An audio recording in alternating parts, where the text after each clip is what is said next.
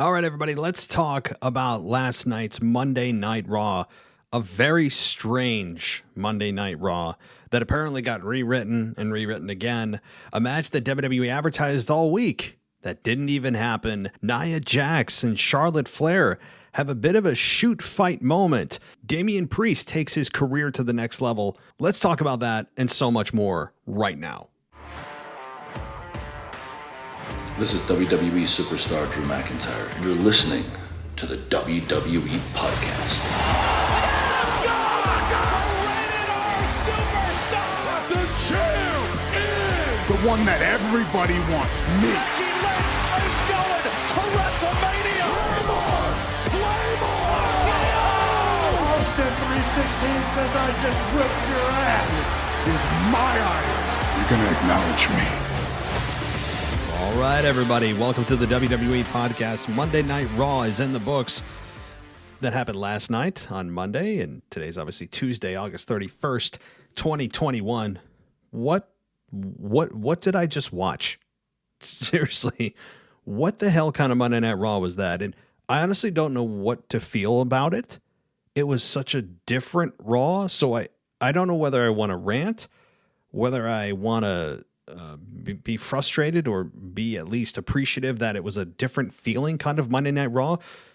Like, I really don't know what the hell this Raw was about. It apparently was rewritten, and Vince is not happy with the writing team. And so it apparently was just a bunch of chaos going on backstage. So this is the result and the product of a very frustrated, discombobulated, confused writing staff that you have on Monday Night Raw. And when you have a writing team writing for Vince McMahon, not writing for maybe the best product that they feel they could put out, it is just a discombobulated mess. And it certainly showed on Monday night. But like I said, the result was a mess, but it also kind of oddly felt fresh. I mean, we had three storylines converging into one in the opening segment of Raw, with Bobby Lashley, Drew McIntyre. We had the United States champion Damian Priest, who I think had one of the best nights ever in his career, arguably. I mean, it was weird. And of course, we got Randy Orton and Matt Riddle coming out. So all three championships on display in the opening segment of Raw. It did feel like they just didn't know which person to open with or what storyline to go with, so they just kind of combined them all. And this is the muddy mess that you get. But at the same time, like I said, it felt like, whoa, we've never done this before. All three major championships on the show at the beginning of the show. How does that happen? Right? So this is not a long-term plan, by the way. I'm not advocating for WWE to continue to do something like this. This was just happenstance, and it only felt okay because it was different. So they got lucky there, but it's certainly not a sustainable strategy, as it was a very, very mucky, murky start to Raw, and we'll dive more into that in a minute. The one thing I will say, and I'll continue to say until I'm blue in the face, because it's just something so easily correctable, and how nobody sees this as a problem beyond me is, maybe I'm not alone. I'm probably not.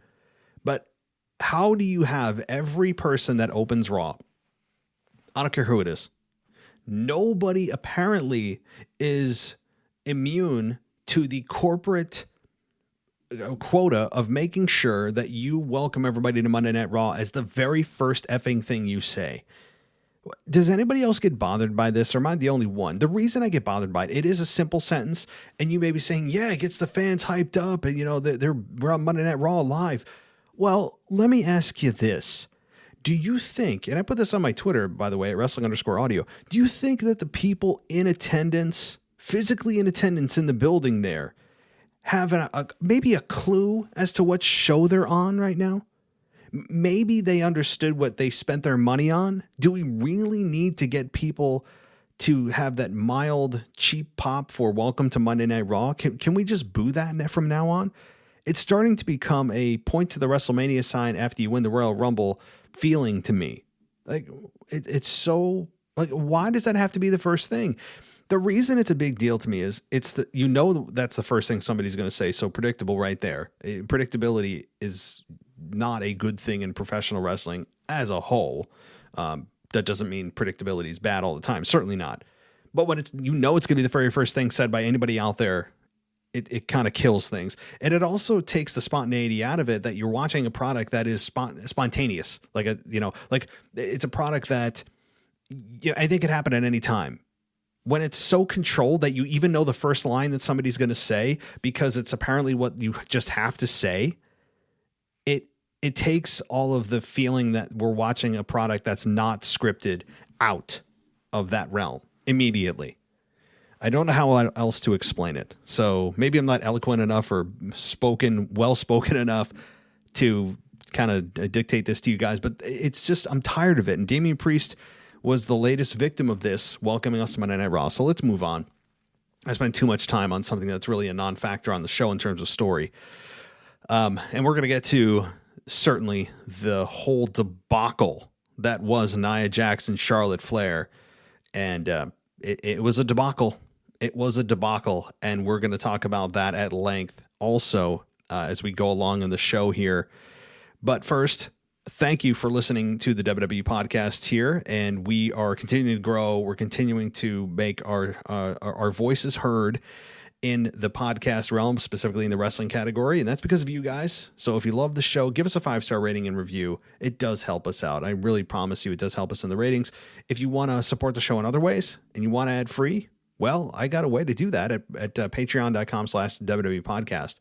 All of our shows ad free for $1. You get a shout out. You get a Discord server that you can chat on at any time, specifically during pay-per-views. And if you want to go on Apple Podcasts and you don't want to deal with another app, head over to Apple Podcasts, click ad free. You get a free trial. And after that, it's just $2.99 a month for everything ad free right in your podcast app on Apple. You don't have to download anything additional. So how easy is that? All right, let's get into the nitty gritty here of Monday Night Raw. The show opened with, again, Damian Priest opening the show. He seemed to be the focus of Monday Night Raw. If you were going to have a running theme throughout the show, no doubt that Damian Priest was that focus. And it was just a very bizarre, again, a really weird open, as we had Damian Priest say that he has an open challenge for the United States Championship. Then Sheamus came out and people were they were booing that. And then Bobby Lashley came out and says he has his eyes on becoming a double champion. He's going to answer Damian Priest's United States Open challenge. Before I go any further, there's more here, a lot more. Were we not told many, many times throughout the weekend, specifically like 8 ads on SmackDown, that we were going to get Lashley versus Sheamus on Monday Night Raw? I mean, we were told many times. Now, I don't think anybody is crying a river that the fact that we didn't get this match, nor do I think most people are looking at WWE saying, hey, yeah, false advertising. You didn't deliver what you said you were going to deliver. Because I think that most people don't care they didn't deliver this because you have 2 heels going after one another in a match that isn't exactly a hot button desirable match that fans are going to be pissed that they don't get. So it's just weird though. I mean, they advertised the hell out of the match on SmackDown and we didn't get it. So interesting. WWE does not do this too often, which again shows the complete just disaster that is behind the scenes of the writing creative team in WWE right now, for Raw anyway. So after that, we get Riddle and Randy Orton coming out, and they're running their mouths to MVP and Bobby Lashley. They challenge them to a tag team match. They did not make it clear that it was for the tag team championships. That was something that was completely missed. Had the announcers not told us that it was, I would not have picked up, or I don't think I was told that it was a tag team title match. So it was really, really weird here. And I didn't know what to make of the open here. Of course, you also got Drew McIntyre coming out. And we got also a triple threat for the United States Championship with Damian Priest versus Drew McIntyre versus Sheamus. So that was that. That actually was the first match on the show, by the way, that triple threat. And this is where Damian Priest got his biggest victory of his entire career, arguably, where he ends up pinning Drew McIntyre clean. And that was really just, that was a bit surprising to me, given where Drew had come from. And that, I mean, he faced Brock Lesnar not too long ago at a WrestleMania main event, the cricket-inducing WrestleMania in front of nobody that I don't think I could ever watch back again because it'd be so awkward to watch. But he took how many F5s kicked out? I mean, he has been unpinnable. And then suddenly Damian Priest comes along and, hits his finish, one of his finishes, and that's that for Drew. But I'm not mad about it. I'm not sitting here complaining about it. I'm always, you guys know, I was sitting and rant about them not being able to build new stars. That should be the focus. And oftentimes they don't seem to be building new stars. Rather, they seem to be relying on the stars of yesteryear to pop a rating. And we'll get to Goldberg. Oh yeah, we're going to get to Goldberg shortly. And not necessarily all bad, but apparently Goldberg is now after the soul of Bobby Lashley. So we're going to talk about that certainly in just a few minutes too. But this was a huge win for Damian Priest. I mean, I really would challenge anybody to show me a larger, more significant victory for Damian Priest here. And that's even bigger than him winning the championship, was beating Drew McIntyre in a triple threat. Yes. But still, I think the match was good. And also McIntyre and Priest showed a gentleman's respect to one another after the match. You weren't sure if maybe you were thinking, wait, is Drew going to turn heel here or what? Or no, it was just a kind of a hesitant handshake between the two. And that was that. So cool moment for Damian Priest. I still am not as big of a fan of Damian Priest as a lot of people in terms of personality in the ring. He's really good. I think he's finally starting to wash the stench of WrestleMania off of him with Bad Bunny and The Miz, and being just an insanely long program with them and not being able to get away from The Miz. And it finally happened, and it feels like he's got a path, and WWE is trying to build him as a star, and I appreciate that. I do. I'm just still not connected with his character yet. But I think as time goes on, I will be able to move, and we will all be able to move away from the bad storyline with Bad Bunny. As good as he performed at WrestleMania, and props to him again, it still was a terrible storyline, and he had a lot of stink on him from that. But it's starting to wash off. He's doing well. But the other thing. Does every babyface champion have to be a fighting champion? Can we get away from that stigma that every time a babyface gets a championship, specifically for the first time, that they just offer it up to anybody at any time? Just come at me, bro, and I'll defend this against you. Why? Somebody may say, well, you don't want to look like a coward. You're a babyface. You're supposed to be somebody that the fans can look at and admire. You can't be tucking your tail between your legs when somebody challenges you. However, is that really the smartest thing to do? Out of what, pride? Out of making sure that you appear as a fighting champion? Is that more important than protecting what you have assumingly worked your whole life to get is a championship, and you're going to just allow anybody to challenge you in an open challenge or whatever format? It also devalues the championship itself by doing this, because you're allowing anyone a chance at it. Again, championships are just that. They should be for the best of the best in their class, not just a souvenir or just something that anybody gets a chance at. It doesn't make sense, and it devalues the championship itself. Moreover, the amount of championship matches has unbelievably increased over the last several weeks. Just when you think that you couldn't get enough championship matches, we almost had every championship on the line on Monday, outside of the women's, right? And the WWE Championship too. But don't worry. The Universal Championship this Friday night is going to be defended on free TV. We got a tag team championship match on free TV. We got a United States championship match, triple threat on free TV. It's getting absurd. And the WWE says nothing wrong with this. I don't know how they don't. I've gone over this many times, so I won't bore you with my explanation of why I think it's a terrible idea. Suffice it to say, it devalues the championships. It creates this feeling that you don't need to watch pay-per-views to see championship matches. The championship matches, when they happen, don't feel special anymore. It's not a sustainable increase in ratings strategy because you're doing it all the time. All the time. And most of the time, not all, most of the time, the championships aren't going to change hands.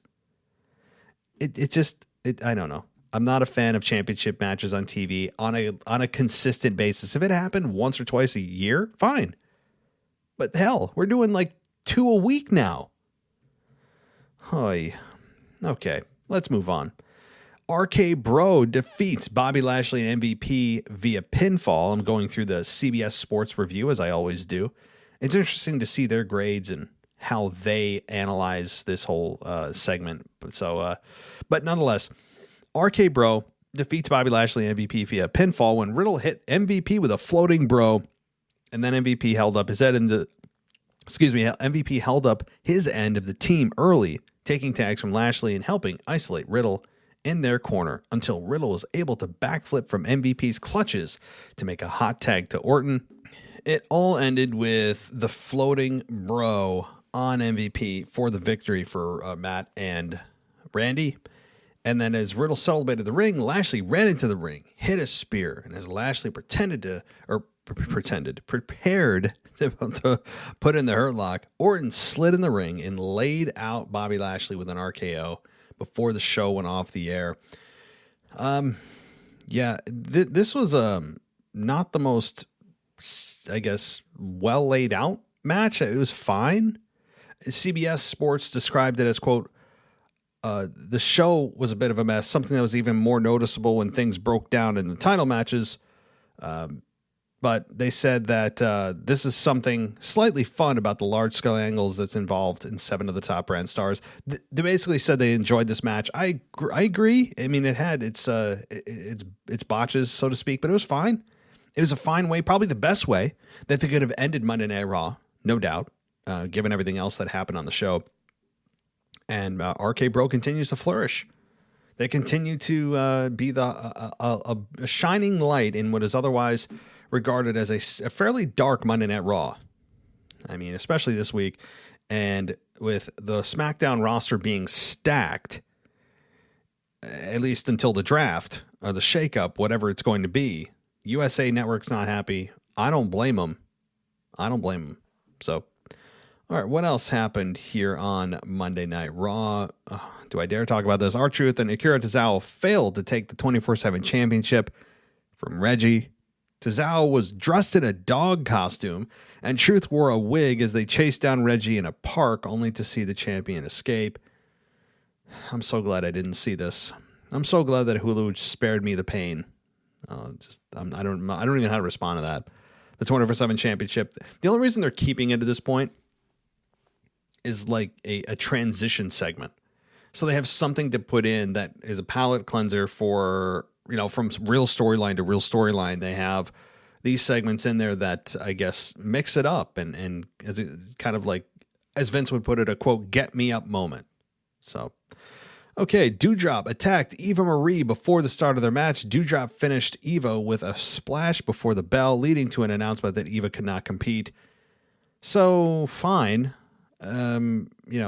Interesting that Doudrop attacked Eva Marie before the start of the match. If she's supposed to be the babyface here, it's not a very babyface move. Nonetheless, seeing Eva Marie not compete is actually better than seeing Eva Marie compete. So I'm all for this.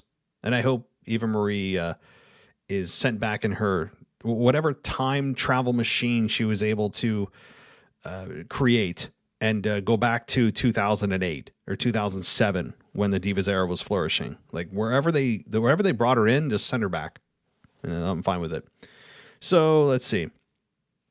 Karrion Kross defeats Humberto Carrillo via submission with the Cross jacket. So I believe Karrion Kross is got a fairly good win-loss record now. Outside of the first loss to Jeff Hardy that everyone lost their minds over, he has certainly gotten a much better, or at least much better showing over the last 3 to 4 weeks than when he first lost to Jeff.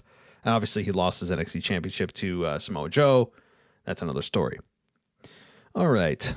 Oh boy, this is where we're starting to get a little weird. And when I say weird, I mean kind of frustrated and just even more of a disaster here. Let's get into it. Let's talk about Nia Jax and Charlotte Flair. This was interesting. Now, from the get-go, this was a much slower paced match, as it should be. The limiting factor here is Nia Jax. She's a much larger woman. Of course, they need to be careful talking about the size of her because she's a woman, and you got to be careful because people get all offended over that and how you're being chauvinistic, whatever, right? I mean, so they have to be very careful about how they kind of portray Nia Jax. But I don't care what this sounds like. This is the fact. Like, Nia Jax is a large woman, and that works to her benefit. So I'm complimenting the fact that Nia Jax in WWE are able to create a character that is imposing. You need a change from the skinny blondes. So it's a good thing. I'm not sitting here body shaming anybody or God almighty in our extremely sensitive 2021 culture. Anyway, moving on. So Nia Jax and Shayna, we'll get to her match, and Charlotte have a slow paced match, but you know what? I'm cool with it.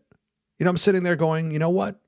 I'm able to at least digest what they're doing. I'm able to understand what's going on. The announcers are able to tell me a story without speaking 100 miles an hour. It's nice to see once in a while. So yes, Nia Jax was the limiting factor, but dare I argue that it was a refreshing factor that not every match has to go 100 miles an hour and people doing flips and flops everywhere. So that's one good thing I'll say. Secondly, this matchup has not happened in quite a while. Not since Nia Jax injured Charlotte Flair before she left, a year and a half ago, during the beginning of the pandemic era, and Charlotte came back. And so they have a history, but they haven't really revisited that history in a while. So it was nice to see. It felt a little fresh because it's been a while. So there's 2 compliments for this matchup.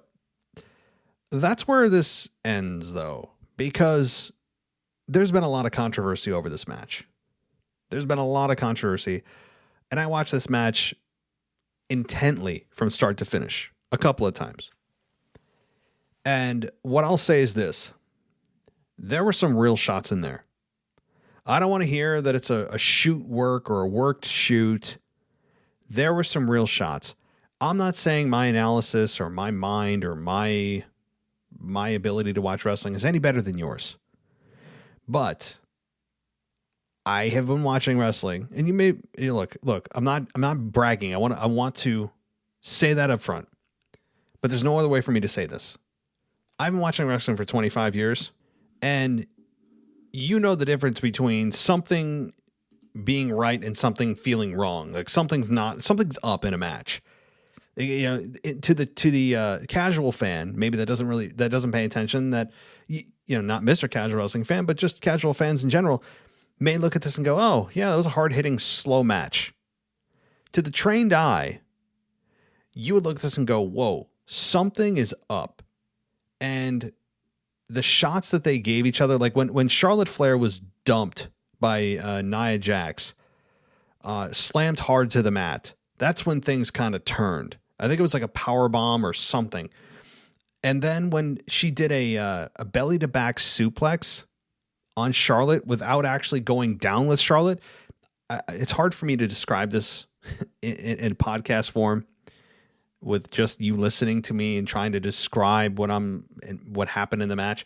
But you know the spot where a belly to back suplex, and she just kind of like tossed her like a sack of potatoes with seemingly no concern for Charlotte. And how I know that wasn't really something that should have happened, I've never seen that move delivered like that. ever. And I've seen that move delivered 1,000, if not 10,000 times in my lifetime. And that was not a safe way to deliver a belly to back suplex at all.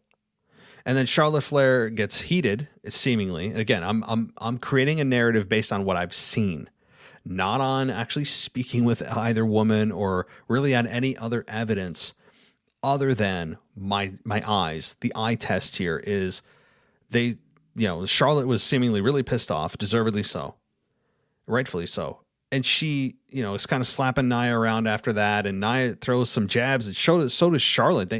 Legitimate jabs. You could see it. There's a difference between a worked punch and when somebody is throwing a real potato, a real punch. Watch the difference in punches between UFC and WWE. Okay? Big difference. I thought Charlotte was going to come up with a bloody face. It happened when they were in a collar and elbow tie-up. And I thought Charlotte for sure. I mean, she bleeds on a regular basis for whatever reason. She's always got a bloody mouth. And I said, oh, she's going to come up with something like, she's going to come up with spitting out blood because that's just what she does. And, Nia Jax had kind of a red face and Charlotte seemed a little bit swollen on one end, but no blood. So there were some real shots there. And then, you're thinking, oh, God, this is going to break down. You could even see Corey Graves and hear him going, whoa, right? You can hear in his voice like something's up. And there were some scary moments in this match for Charlotte Flair, who I thought, at some point they're gonna put the X up, they're gonna put the X up, and then the slam that Nia Jax did at the end, the force in which she hit the mat was, that was brutal. That was brutal, and that mat is not a soft California king size mattress. Let me tell you. I've been in a wrestling ring and taken some bumps. It sucks. They make it look so easy on a weekly basis. Going in there, just a bump is a bump. Fans don't even care. You just look at bumps and you go, yeah, they fall down, they get up. It's like bouncing off of a spring. No. It is hard. Anybody that has taken bumps in a wrestling ring knows. And I am not a wrestler, okay? I have not had a single match, but I've taken a couple of bumps at a wrestling school. It changed my whole perspective on bumps. That every fan just takes for granted as it's just part of it, right? It's just bumps. You see a million of them every show. Take one, guys. Take a single bump. I challenge anybody, if you can, find a wrestling school and go there for like a day tryout or something. You will have your whole mind shifted on what taking a single bump means in pro wrestling and have a newfound respect for the guys and gals working in professional wrestling. I'm telling you right now. I know on TV it sounds fun, looks fun. It's very bouncy, right? You think it's bouncy and fun. No. Okay. Just no. But nonetheless, Charlotte Flair gets absolutely slammed to the mat and it seems like she's out of it. And after the match, they continued the match as professionals. They did. And that was that. And had Nia Jax get the victory. Nia Jax did get the victory. And I did see a report, though, that apparently there was no backstage heat after the match between the two. I beg to differ. I very much doubt that incident just kind of blew over and everyone's like, yeah, cool, no problem. I doubt it. I think that was just kind of a mask for what really happened after the match backstage. There had to have been something said, done, or otherwise. So I really don't trust that report that I'm sure some of you have seen on all the big wrestling websites and we all know what they are. But that was real. I don't want to hear that it was a work shoot. Again, guys, watch the punches, watch the reactions. This is a real deal. There was some real elements going on, and storyline wise, Nia Jax getting the victory is fine because you know what, you get Nia Jax in a position to challenge for the women's championship. It's somebody new for Charlotte to work with. The problem herein becomes twofold. Number one, they're both heels, Nia Jax and Shayna. Or I'm sorry, Nia Jax and Charlotte. Number two, they have to work together again. And maybe you're sitting there going, that could be entertaining as hell. And I agree that this could break down again if things aren't resolved and another botch happens and Charlotte gets pissed off. But it also means that, again, they're going to work together, and the risk of injury for Charlotte is fairly high compared to most. Now, I know there's a lot of people out there who crap on Nia Jax. I'm not a fan of her on really any level, other than the fact that, okay, I respect her as a performer. I do. Anybody that gets to that level, you're there for a reason. You weren't just plucked off the street. You're there for a reason, and she's been there a while now. So I respect her as a performer. Again, some things I've seen personally on her Twitter feed and otherwise, and you know, just her character in general. No, I'm not a fan. I'm not. So that's the truth on that. But it does give somebody for Charlotte to work with. And we'll have to see what next week brings, or if they own it or pretend it didn't happen or try to work it into the storyline as, yeah, we meant to do this. I'll be very interested to see how they play it out next week. But that was interesting. Very interesting. All right, let's see here. From one mess to another, Omos and John Morrison. Omos beat Morrison after a choke bomb. They're not calling it a choke slam, I guess, at least according to CBS Sports. Morrison, who was supposed to face The Miz this week, did not. There's another advertised match that just didn't happen. God, what the hell happened this week with creative? And we got a fairly quick loss from John Morrison, who's continuing to hang on to different adjectives that he can come up with on a weekly basis for the word wet.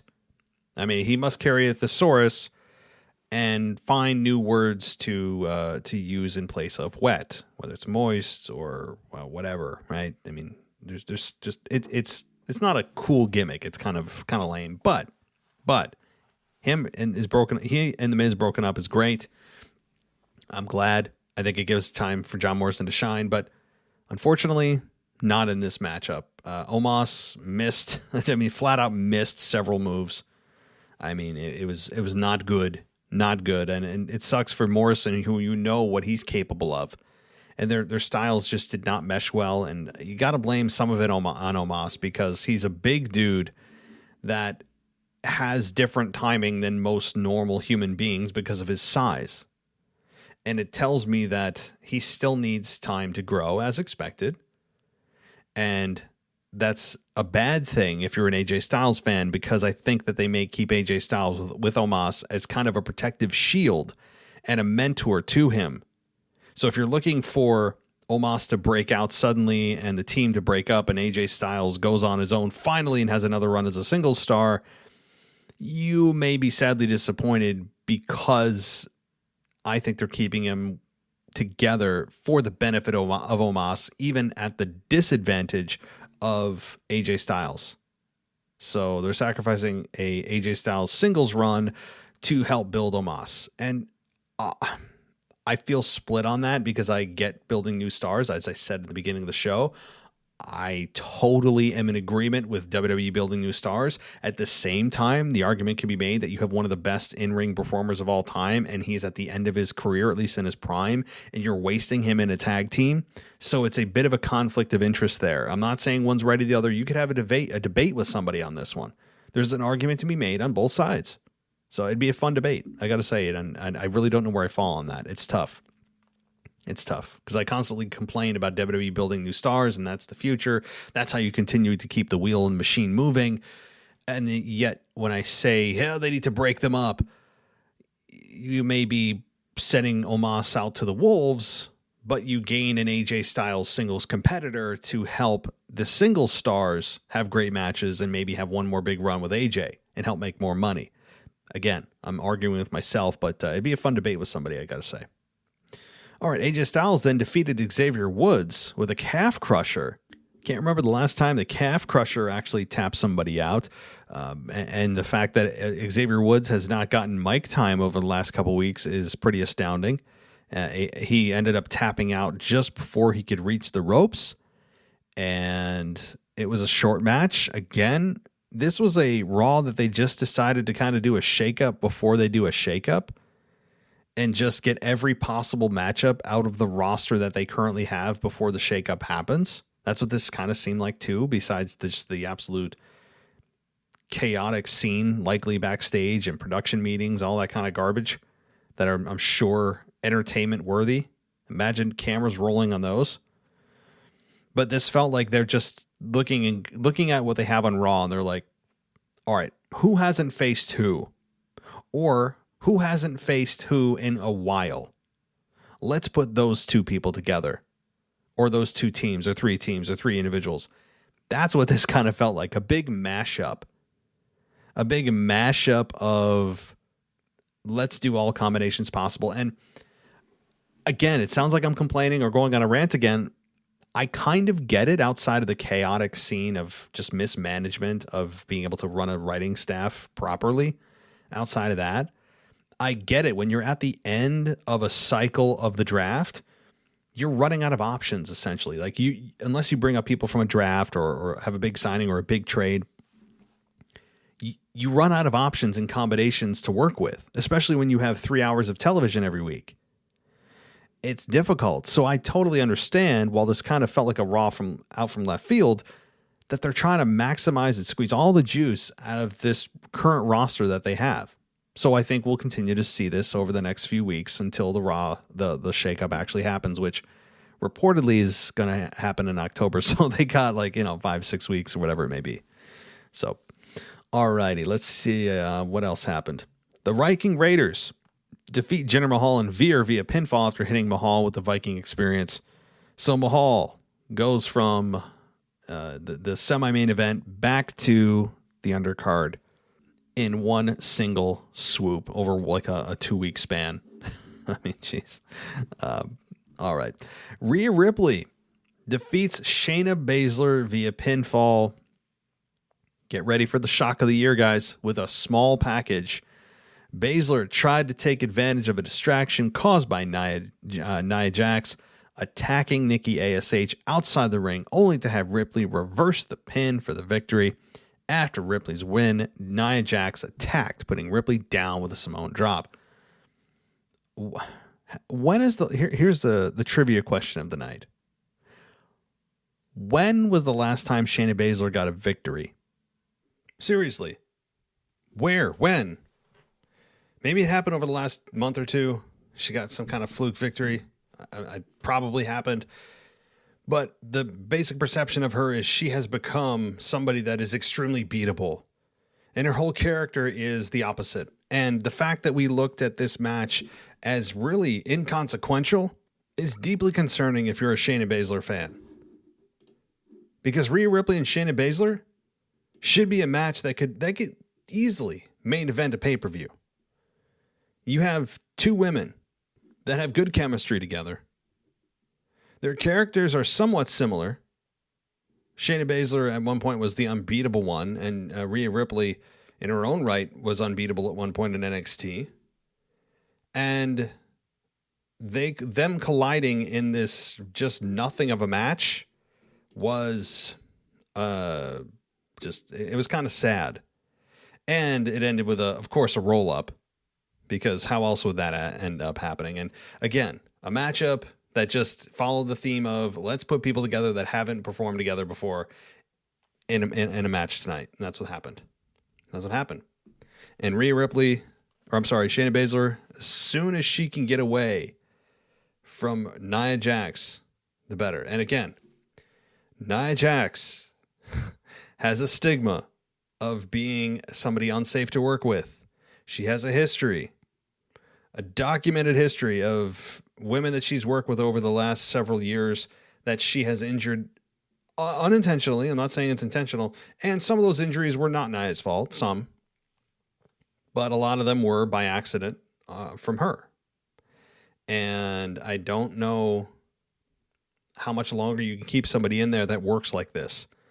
This isn't my opinion. These are facts, because when you look at how Nia Jax, her trail of bodies that she's left unintentionally, again, I'm not saying she's not doing this maliciously, but if you're not a safe worker, get the hell out. I'm wondering if it's because of her heritage and because not her nationality, her race, but because of who she knows, right? her heritage, the Samoan heritage, the Rock connection, all that stuff, that they can't just release her because of that. And if that's the reason, that's a bad reason to keep somebody and put everybody else at risk. I mean, the way that she tossed around Charlotte Flair this past Monday night was unsafe. I don't want to hear, oh, we knew what we were doing. Nonsense. 25 years of watching wrestling, I've never seen anyone deliver a belly-to-back suplex like that and you basically put their body at risk. You have to guide their body to the mat. That's the point of that move. Otherwise, they're just free-floating out there, and you hope they hit right. It was extremely unsafe. And again, I don't know whose fault was what. I mean, that stuff we probably will never know. Doesn't matter. You're out there to protect the person you're working with. Period. And that was extremely unprofessional on her end. Maybe Charlotte's to blame here for part of what, maybe she said something, did something. It's possible. I don't care if that's the case. It's not she started it. No, I don't care who the hell started it. You don't put somebody's livelihood at risk by doing something unsafe. And she worked, Nia Jax that is, worked unsafely last night on Monday Night Raw. That's unacceptable. That's unacceptable. And I'm sorry, Nia Jax, like, I know some people would disagree with me. I would future endeavor her, or at the very bare minimum, put her in the ring for a while and, send her down to developmental, work some dark matches. I don't know. I mean, I understand the connection, which is probably a lot of the reason that she's still here. I don't care. I'd future endeavor her ass. And again, I think she's an asset to the women's division, but she's proven now, without a shadow of a doubt, you can't trust Nia Jax, not on purpose. I would hope she's not doing any of this on purpose, but just because of the way she works. End of story. It's over. I don't care. Oh, we need to be positive. No. We be realistic here. All right. So anyway, I know I'm back to Nia Jax, but she really was a talking point, not in a good way, on Monday Night Raw. And again, I understand she's a bigger woman. She is. She's a much larger woman. If I was talking about weight, which they don't in the women's division, they don't give the weight when they're introduced, but I would say she's probably 250, 260. That's probably my guess of where she's at weight-wise, which is at least twice, in some cases 3 times the size of the women she's working with. So she's kind of an inherent danger simply by the fact that she is much, much, much bigger than those other women. And again, that's an asset to her because she automatically is differentiated from the rest of the pack. That's good for her. But when you work unsafely and you've had chance after chance after chance, and yes, not every injury had to do with her, you kind of got to cut your losses. And you can't put other people at risk just because of who she's connected to. I'm sorry, you can't. But they will. They won't future endeavor her. You can bank on that. So, alrighty. Well, that is it for my Monday Night Raw review. A bizarre Monday Night Raw that was, again, thrown together, and it was just chaotic and sloppy, but somehow felt a little fresh. It was a very weird combination. And I think that USA Network is probably not happy with WWE right now and their Raw product. I wouldn't be. It's been a mess, and it's been a mess for quite some time. So, again, some bright spots. Damian Priest being elevated. RK Bro has been a consistent shining light, a beacon of light in the otherwise darkness of Monday Night Raw. So, good stuff there. Among some other things, smaller things here and there. But in general, it's a show that needs a lot of help. A lot of help. Monday Night Raw is screaming, crying on its knees for a draft. I get why. Absolutely get why. So, everybody, thank you so much for listening. Again, you want to support the show, give us a 5-star rating and review. Head on over to Patreon for $1. You get a ton of benefits, all shows ad-free. Or if you just want to use Apple Podcasts, click the ad-free button on the homepage of our podcast, and you get a free trial. And then you get a $2.99 a month charge, but you get all of our shows ad-free right in your Apple Podcast app. So that's pretty damn cool. So Guys, tomorrow I'll be back for the mailbag as always. The mailbag is just one of my favorite shows. Continue to send in your questions at realwwepodcast@gmail.com. So you can do that or call us at 518-952-0247, 518-952-0247. Leave us that voicemail so I can respond to you. I got a couple in today. I think I got a new person or two, so don't be shy. Come on in. The water's fine. It's a song, right? I don't know from where. It's in my head. But nonetheless, thank you, everybody. As always, I'll talk to you next time.